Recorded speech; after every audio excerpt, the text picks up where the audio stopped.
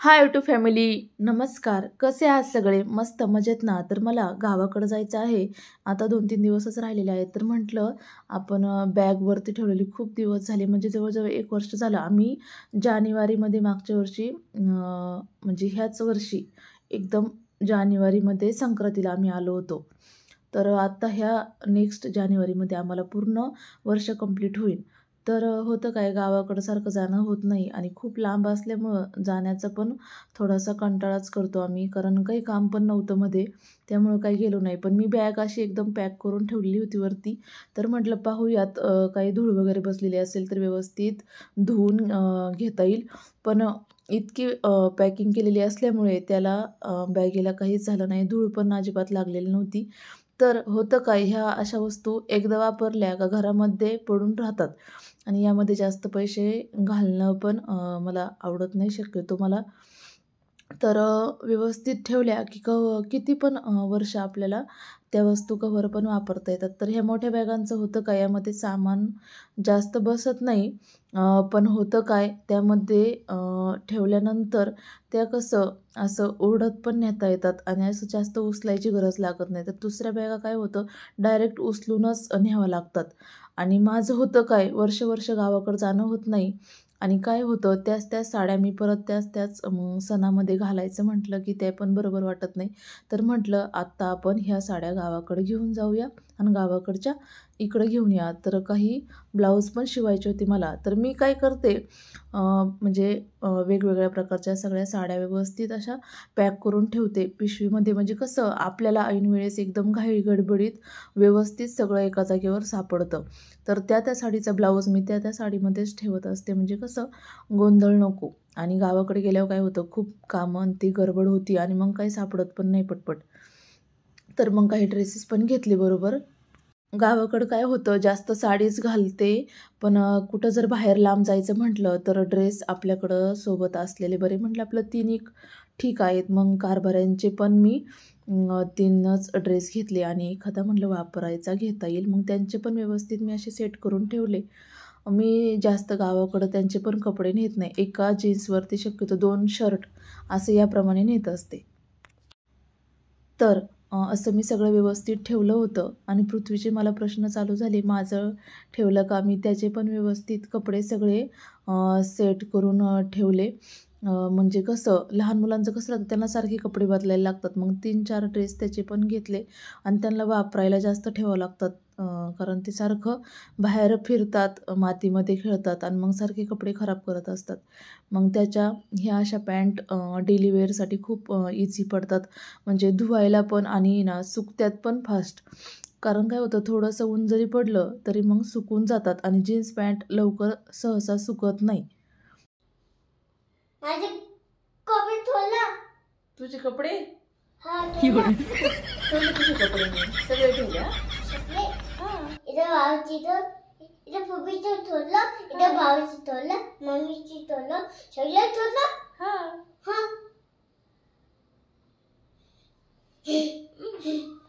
आता ठेवते सगळं करून. झोपून घे चल. पृथ्वी इथं पप्पीचं कपडे ठेवलं, भावाचं ठेवलं, हा सगळे ठेवले. मम्मीची ठेवलं, इथं ठेवलं, इथं ठेवलं. पृथ्वीला खूप प्रश्न पडतात, तर ते व्यवस्थित बॅग चेक करून पाहत होता त्याचे ठेवलेत का नाही, त्याला विश्वास बसत नाही. तर मग मी ब्लँकेट पण ठेवले, कारण सध्या खूप थंडी आहे आणि रेल्वेमध्ये खूप थंडी वाजते.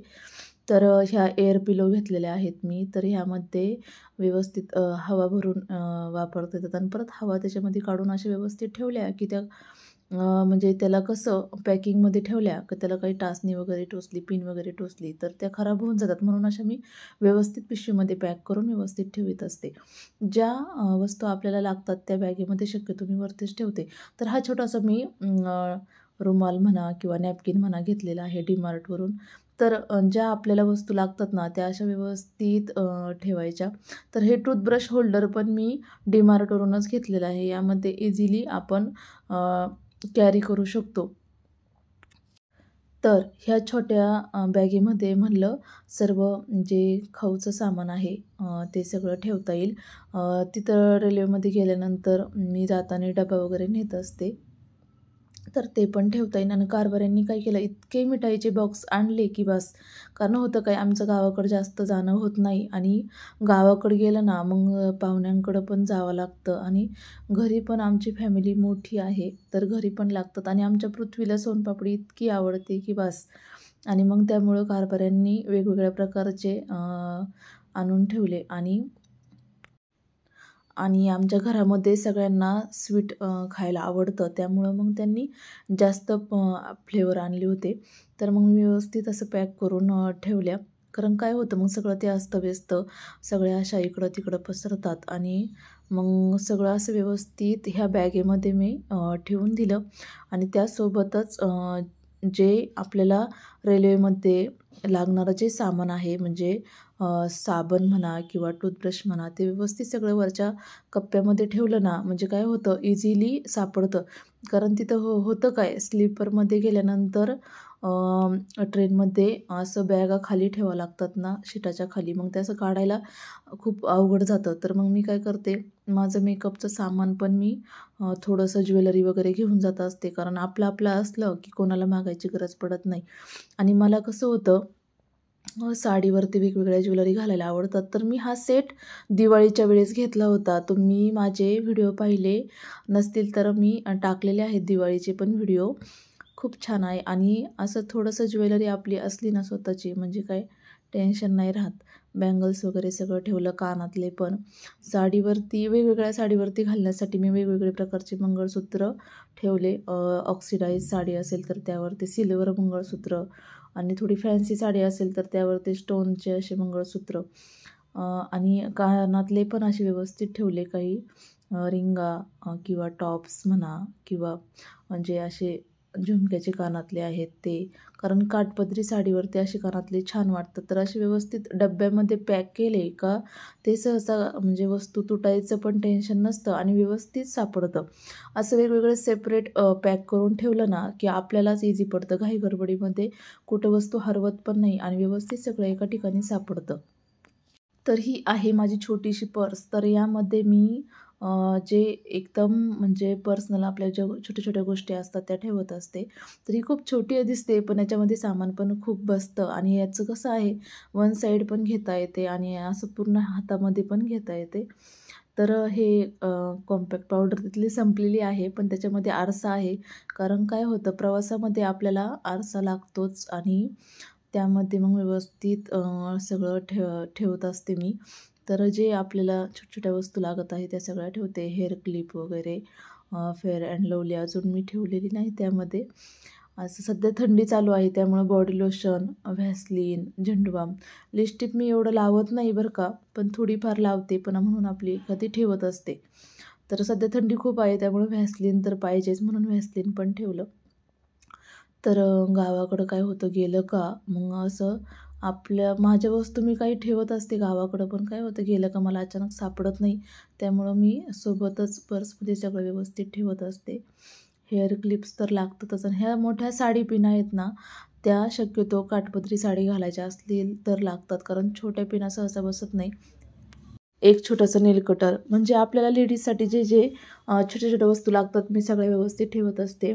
मेडिसिन वगैरे, एक पेन पण ठेवत असते, कारण पटकन काही जर लिहायची वेळ आली तर कोणाला मागायला नको. हा क्लचर मी मागं असे केसवरती बांधायला ठेवत असते. झेंडूबाम का ठेवला, कारण सध्या खूप थंडी चालू आहे आणि गावाकडे गेलं का लगेच सर्दी ते सुरू होतं आणि मग लगेच कुठं मेडिकल शोधायचं आणि त्यापेक्षा आपण आपली आधीच प्रिकॉशन घेतलेली बरी. हे वॉच चार्जेबल आहे, तर चार्जर दुसऱ्या बॅगमध्ये ठेवलेला आहे, तर वॉच पण ठेवला. आणि असं हे टिकल्या मी खूप वर्षापासून वापरते, कारण एक टिकल्याची डब्बी जर 10 रुपयाला घेतली ना तर किती 5-6 महिने जाते, कारण त्या टिकल्यांना खूप चिकटपणा असतो. आणि ह्या साडीपिना पण ठेवल्या. मी शक्यतो जास्त खर्च करायच्या भानगडीत पडत नाही.